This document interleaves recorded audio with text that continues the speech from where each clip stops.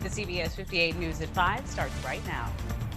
Right now, why your county could have a higher sales tax than others. Major pharmacies receive COVID vaccine, how they're planning on getting you your dose. Then a Milwaukee woman sees her stolen car in a crash on local news. Plus, could free agent J.J. Watt be wearing green and gold next season? The CBS 58 News at 5 starts right now. An ice-cold week takes us into an even colder weekend. The snow we saw this morning is ready to make a return visit already.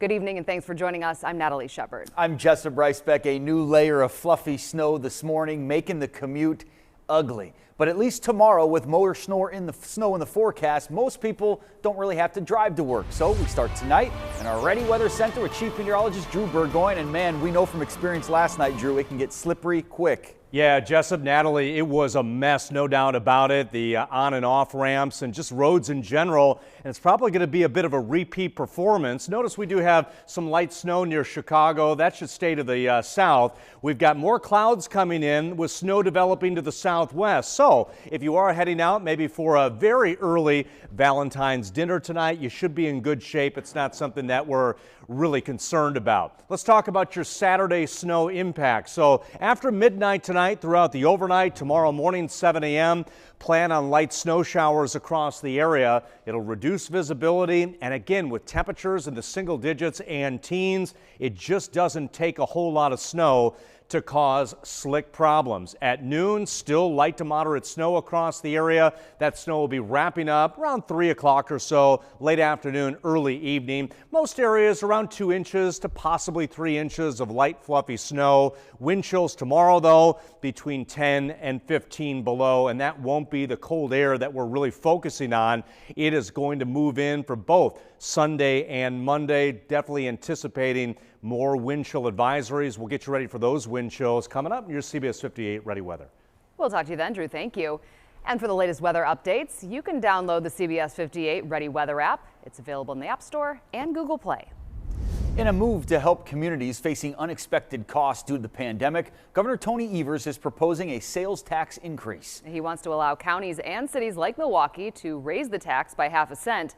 CBS 58's Capitol correspondent Emily Fannin is live in Madison with how this could help your neighborhood.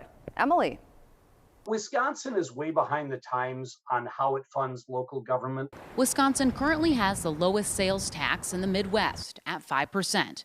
Governor Evers is seeking to change that. He wants to give counties and cities with populations over 30,000 people the ability to impose their own sales tax increase, raising it up to 6.5%. Voters would have to approve any increase through referendum.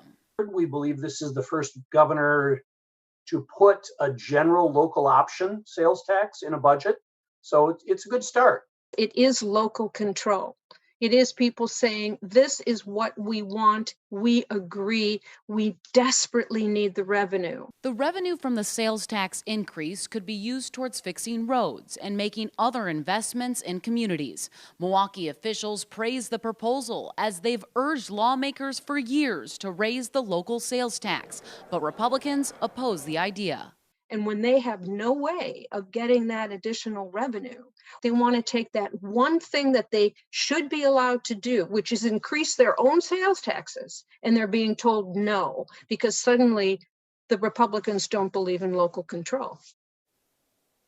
The local sales tax increase will be included in Governor Evers' budget proposal, but Republicans do have the power to remove that provision and make changes during budget negotiations. Now, we reached out to Republican leadership to comment on this sales tax increase, and they did not return our request for a statement. Reporting live at the state capitol, Emily Fannin, CBS 58 News.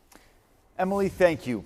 Here are some of your coronavirus pandemic numbers from the state's Department of Health Services, reporting 932 new cases of coronavirus today. That is down from yesterday. The rolling 7-day average also down to 832 now.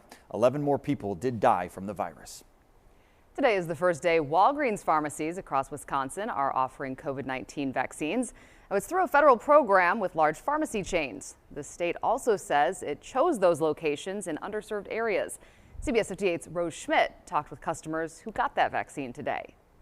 This is one of the Walgreens locations offering vaccines. There are 178 total in Wisconsin. Each one's only getting about 100 doses. because the supply is still very low. Customers who aren't having luck with other medical providers found it with Walgreens. I worked for them for 49 years, and when they start to do something, they do it well. Mike and Mary Rhodes say they had no trouble getting a vaccine appointment at the Walgreens at 22nd and Capitol. It's one of more than 24 locations in Milwaukee offering vaccines. Walgreens has been very good about dealing with senior citizens in retirement centers, and when they embraced taking this on, I thought, why not? The State Department of Health Services says it used what's known as the Social Vulnerability Index to figure out where the disparities exist. And we did go ahead and map out and place the Walgreens sites over those areas. And that information helped inform which sites and will inform where sites are that are receiving that vaccine. DHS data shows 3% of the state's Black residents received at least one dose, compared to almost 11% of white residents, 5% of Asian residents, and almost 8% of American Indian residents. That is in part because of the racial breakdowns of the groups that are eligible to get the vaccine. I think it leads to a question, which is, what can we do to better diversify our healthcare workforce, or our police workforce, or our fire workforce? Several customers told us off camera they didn't know Walgreens was offering vaccines or how to sign up. We have information at CBS58.com about how to sign up for an appointment. The state says Walgreens will also be launching a phone line for people without a computer. Reporting in Milwaukee, Rose Schmidt, CBS 58 News. The Centers for Disease Control announces its new guidelines for reopening schools during the pandemic. The agency says in-person classes can resume safely with masks, social distancing, and other strategies. It also says vaccinating teachers is important, but not a requirement for reopening. Officials emphasize in-person learning is not a substantial driver of COVID spread, and the spread of the virus among students is relatively rare. Well, you can check the latest coronavirus case numbers, find health updates, vaccine and testing information, and much more. It's all on our website, CBS58.com. Well, lawyers for former President Donald Trump mounting their defense in his second Senate impeachment trial. They used just 2.5 hours of the 16 hours allowed. Mike Strelo is in the studio with the latest tonight. Mike. Natalie and Jessup, Trump's lawyers took questions from impeachment managers after delivering their defense. They deny he played any role in the deadly Capitol riot and set to prove he always stood for law and order. Lawyers for former President Trump came out swinging today, pushing back against 2 days of arguments from House impeachment managers accusing him of inciting the January 6th attack on the Capitol. The suggestion is patently absurd on its face. Nothing in the text could ever be construed as encouraging, condoning, or enticing unlawful activity of any kind. Mr. Trump's team sought to distance the former president from violent rioters. And the defense played video montages of Democratic lawmakers in an effort to argue they've also used heated political rhetoric. We stand up and we fight back. Another video showed Democrats disputing votes from 2016. I object. That is grounds. Mr. Trump's lawyers contend he was the victim of an impeachment witch hunt since he became president. Impeach 45! It is constitutional cancel culture. History will record this shameful effort as a deliberate attempt by the Democrat Party to smear, censor, and cancel not just President Trump, but the 75 million Americans who voted for him. A number of Republican lawmakers have said a conviction is highly unlikely, something that would take 17 GOP senators. But some Republicans say they are looking to the former president's lawyers to answer specific questions regarding the timeline during the riot. So the president knew that people had invaded, they were approaching the Senate chamber, and the Secret Service felt like the vice president was in danger. About 30 minutes later, he tweeted out another tweet negatively towards the vice president, if I remember that correctly. A final vote could take place as early as this weekend. Jessup, back to you. Mike, thanks so much. Milwaukee taking center stage of the political world next week when President Joe Biden visits for a town hall event. It's Mr. Biden's first presidential trip since taking office last month. CBS 58's Victor Jacobo looks ahead to the event taking place downtown at the Pabst Theater. Supporters of the president tell us they are excited for his visit. but some also want to send a message of accountability to Biden. When we first announced it to the party folks here in the community, they were just jumping for joy. Milwaukee Democrats say they are looking forward to President Biden's visit next week. Party leaders tell CBS 58 they hope to hear about how the president's agenda will help the city and state move forward from the pandemic. The fact that the president has made it very clear that Milwaukee is a priority. His first official visit as a president is to Milwaukee. I think it says a lot. We're hopeful that President Biden coming here to Milwaukee puts Milwaukee on the national stage and shines a spotlight on us and lets us show off a little bit next week. Business leaders hope the visit can be a shot in the arm for our community reeling from the economic effects of coronavirus. It's nice to have a big event like this that generates attention and brings people into the city.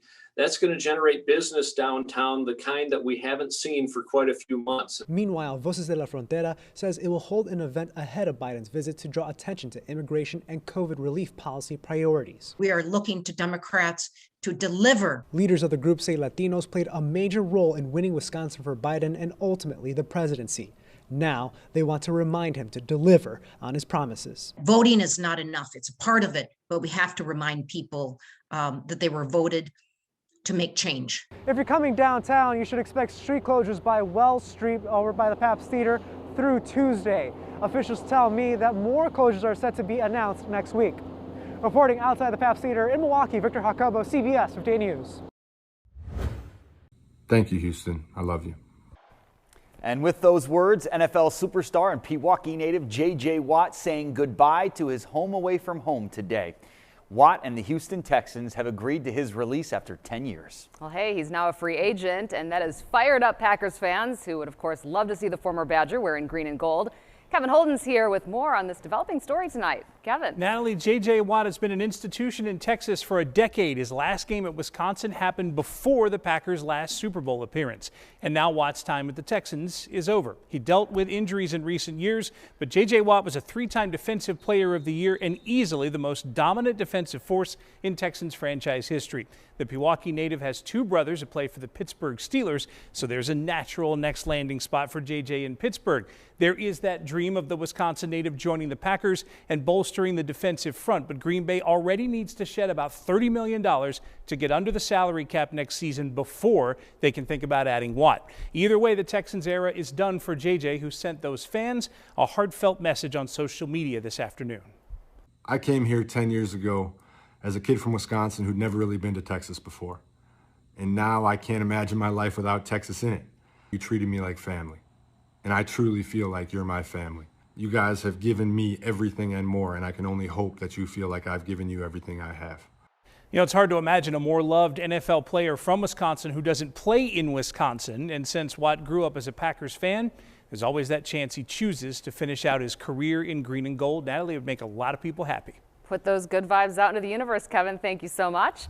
All right, from football to baseball, the Brewers announced today fans will be allowed to attend their spring training games in Arizona.